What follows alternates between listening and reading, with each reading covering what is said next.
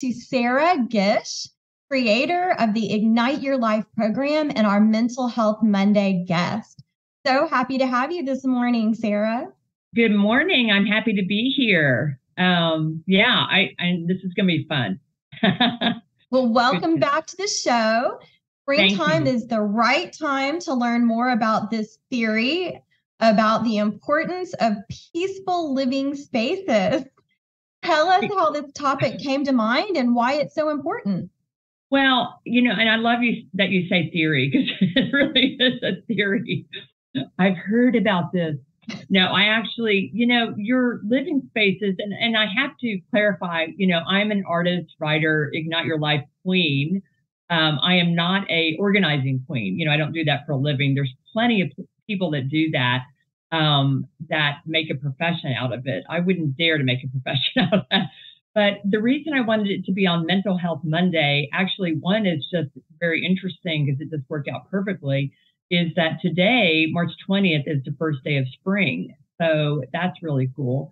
And then also because your living space, and this is a little bit embarrassing for some people, reflects what's in your mind. So if your mind is cluttered and distracted, your living space ends up being that way often. Not always. There's some people that, are very OCD and yet they're still distracted and all that. But for the most part, your living space reflects your mind. And so that's why I wanted it to be a topic today. Yeah, that's terrifying. Well, and I think what's interesting is that the pandemic reduced some of that terror because, we were all sitting around in our living rooms, and we're still, sitting around in our living rooms or wherever we're sitting.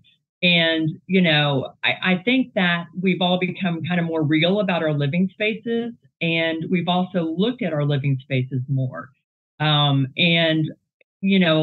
Before, I've worked out in my house for almost 25 years. So I kind of laugh at people who are working at home now. But what happened globally during the pandemic is that we all started looking at our living space, and, interior design went up as a profession, got busier, organizers got busier, and we all realized, which is something that I think is very important, is that our home is our sanctuary, and so besides just representing our mind, crazy or not, is that our home is our sanctuary. It's where we come to debrief and, decompress. And it's also these days where we work. And so we want to be peaceful in our living space as much as possible.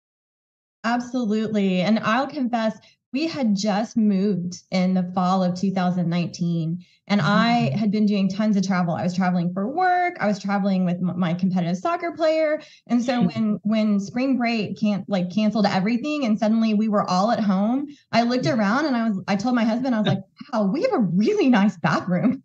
Like, I just hadn't seen it. Right. It's good. Yeah, absolutely. So you mentioned the spring cleaning. Do you want to talk a little bit more about spring cleaning connecting to the cycle of nature?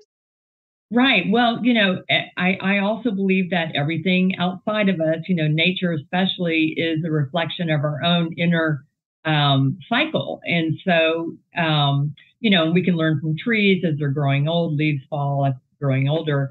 But literally, physically, in the physical world, spring starts happening. And today, of course, is not a great example in Houston because it's so cloudy. But for the most part, we're starting to get more sun, and you can see the buds coming out on trees. And it's sort of this, reminder to us as humans, and we are part of nature, that, hey, time to stop eating ice cream and wearing your bathrobe all the time, and to start, getting outside more and, start cleaning up. And there's a real physical connection to spring cleaning. So it's good. And, to me, it's kind of a joyful thing and a nerve-wracking thing, because it's kind of like, oh, yeah, we have to start kind of opening the doors more and, cleaning up. And it's good, though. It does make it happier in some ways, just because the weather gets nicer.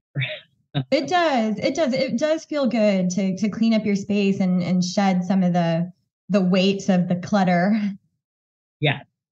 Well, let's discuss hoarding disorder. Is that a psychologically classified disorder? If It so, is. how can someone like that release the clutter in their home? Well, somebody like that, and I thankfully am not a psychologically classified hoarder in any sense of the word, and I'm very grateful for that because it really is, and I think that it really is a psychologically classified disorder, and it's in the DSM and all of that. So I think one thing is to not stand in judgment of people who are hoarders because it really is a psychological thing.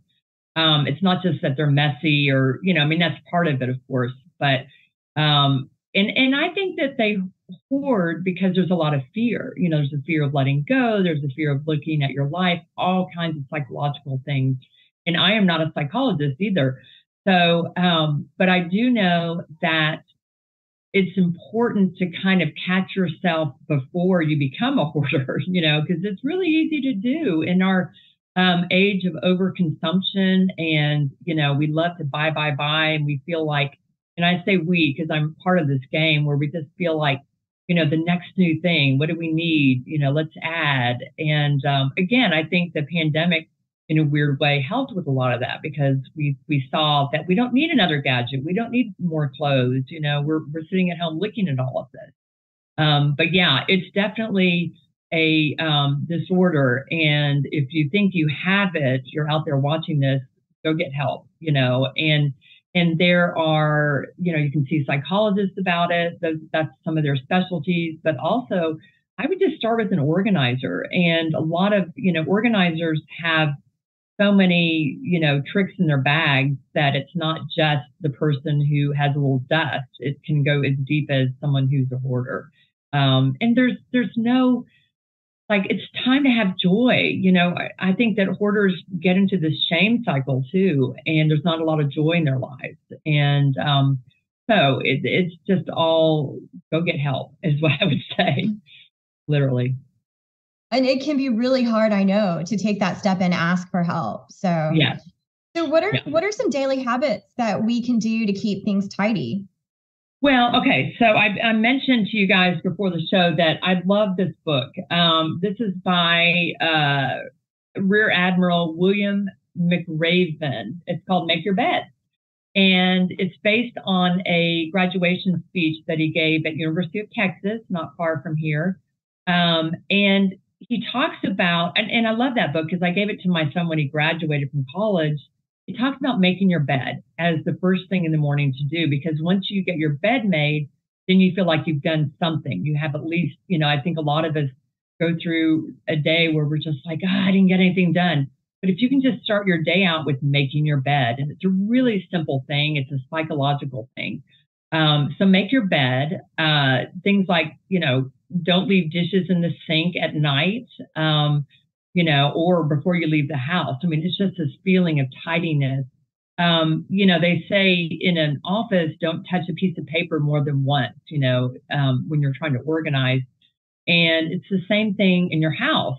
Don't pick up something more than once to tidy up, and I have to admit, I have laundry that I moved out of the way, but when the laundry comes out, fold it, put it away. Don't let it sit there for, even just a couple of days.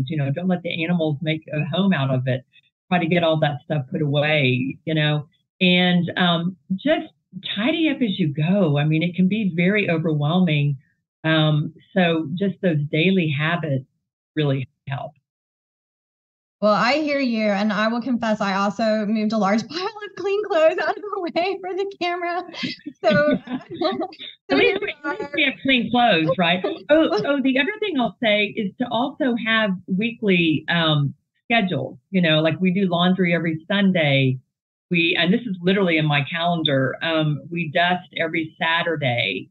Clean the bathrooms. Maybe that's a daily thing sometimes, but at least clean them once a week. So.